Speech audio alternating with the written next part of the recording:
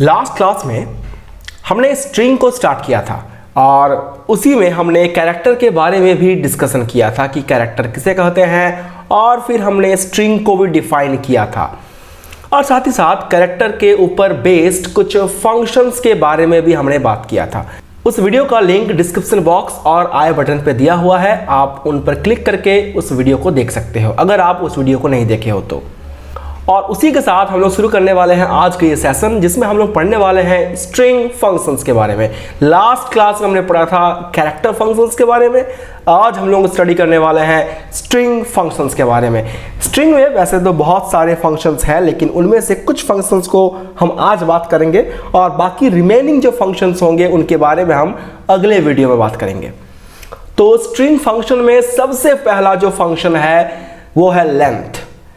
ये नाम काफ़ी क्लियर करता है कि ये जो फंक्शन है स्ट्रिंग का, डेफिनेटली ये लेंथ फाइंड करने के लिए ही यूज़ किया जाता होगा। लेकिन लेंथ किसका और कैसे, इसके बारे में हम डिस्कस करते हैं। चलिए, तो ये जो लेंथ नाम का मेथड है या फंक्शन है, इसे हम यूज़ करते हैं किसी भी एक गिवन स्ट्रिंग के लेंथ को फाइंड करने के लिए। किसी भी गिवन स्ट्रिंग का लेंथ बोलने का मतलब यह है कि उस स्ट्रिंग में कितने सारे कैरेक्टर्स प्रेजेंट हैं। नंबर ऑफ कैरेक्टर्स जो होता है वही उस स्ट्रिंग का लेंथ प्रोवाइड करता है। फॉर एग्जांपल, अगर मेरे पास एक स्ट्रिंग लिखा हुआ है जावा, सपोज कर ले दैट इज आवर स्ट्रिंग, तो इस स्ट्रिंग का लेंथ कितना होगा? ऑब्वियस सी बात है 1 2 3 4 कैरेक्टर्स हैं, दैट मीन्स इस स्ट्रिंग का जो लेंथ है दैट विल बी 4। ऑलराइट, और ये हमेशा एक इंटीजर वैल्यू रिटर्न करता है, क्योंकि आप जब काउंट करोगे तो नंबर मिलेगा आपको, और नंबर जो होते हैं वो इंटीजर वैल्यू होते हैं। ऑलराइट, इसका सिंटैक्स कैसे होता है तो देखें। इंटीजर पहले होगा आपका data type, that is integer, always integer value return करेगा। फिर आपका वेरिएबल का नाम, जिस वेरिएबल में आप उस लेंथ को स्टोर करना चाहते हो, and is equal to string variable, वो स्ट्रिंग वेरिएबल जिसके अंदर में आपका स्ट्रिंग स्टोर है, फिर डॉट हमारे मेथड का नाम दैट इज लेंथ। एक एग्जांपल देखते हैं, देखें string s is equal to computer. तो ये s नाम का जो वेरिएबल हमारे पास है, इसके अंदर में ये डेटा स्टोर है, ये स्ट्रिंग वैल्यू स्टोर है। तो अब आप मुझे बताएं, अगर मैं इस स्ट्रिंग का लेंथ फाइंड करना चाहता हूं तो मैं क्या करूंगा? Definitely integer that is data type, फिर मेरे वेरिएबल का नाम, सपोज मैं वेरिएबल लिया हूं l, और is equal to s that is our string variable dot length that is our method. तो ये जो आपका एक लाइन ऑफ कोड लिखा हुआ है, ये लाइन ऑफ कोड क्या रिटर्न करेगा? डेफिनेटली काउंट करते हैं 1 2 3 4 5 6 7 8, तो डेफिनेटली ये जो है 8 एज अ वैल्यू रिटर्न करेगा, और ये जो 8 है वो आपका इस l नाम के वेरिएबल के अंदर में स्टोर हो जाएगा। जब आप इस l को प्रिंट करोगे तो आपको स्क्रीन पर 8 दिखेगा।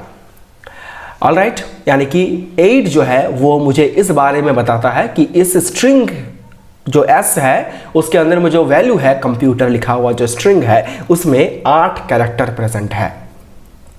ऑलराइट, अब स्ट्रिंग से रिलेटेड और उस स्ट्रिंग में प्रेजेंट कैरेक्टर से रिलेटेड बहुत ही इंपॉर्टेंट एक फैक्टर के बारे में बात करने वाले हैं। देखें, सपोज कर ले कि आपके पास एक string s is equal to computer है लिखा हुआ, ये मेरा वेरिएबल है जिसके अंदर में मेरा ये डेटा स्टोर है।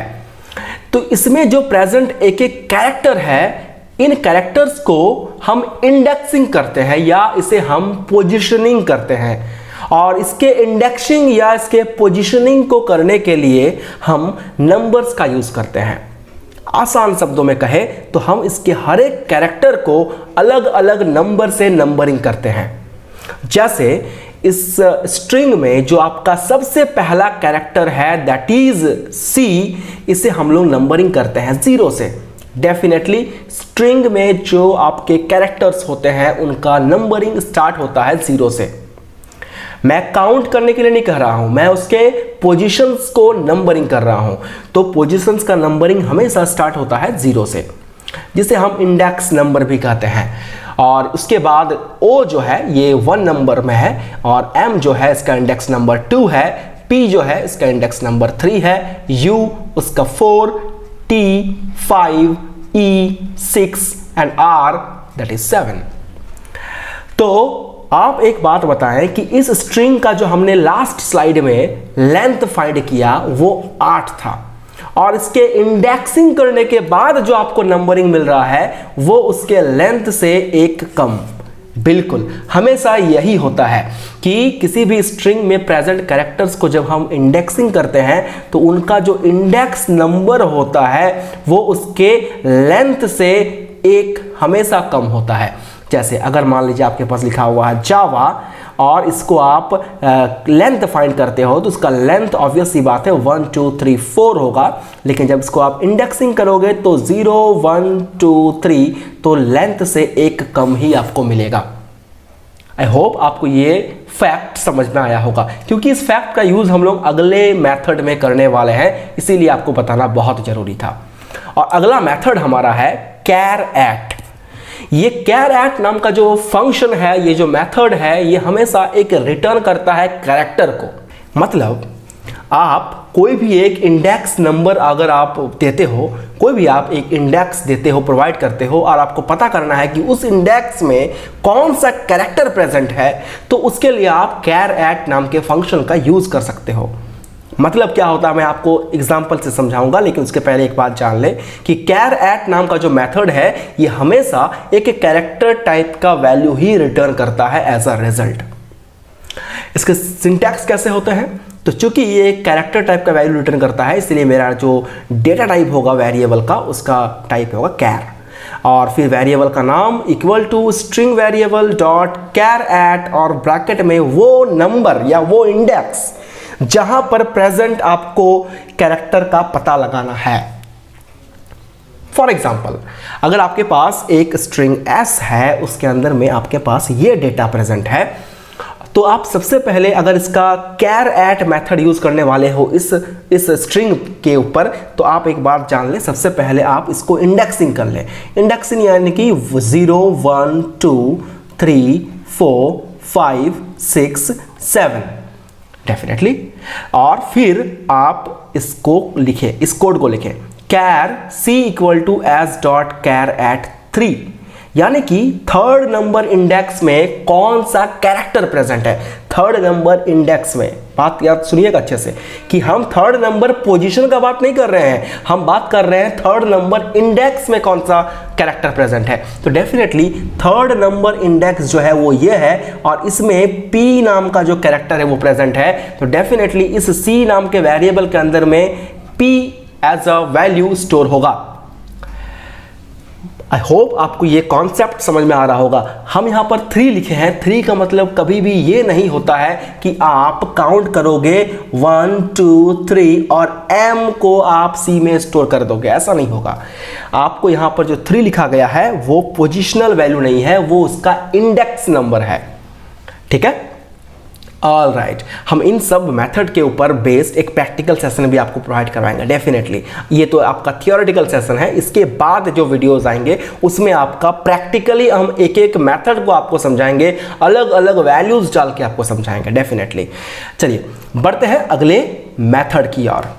नेक्स्ट मेथड हमारा है index of. Index of method काफी इंटरेस्टिंग है।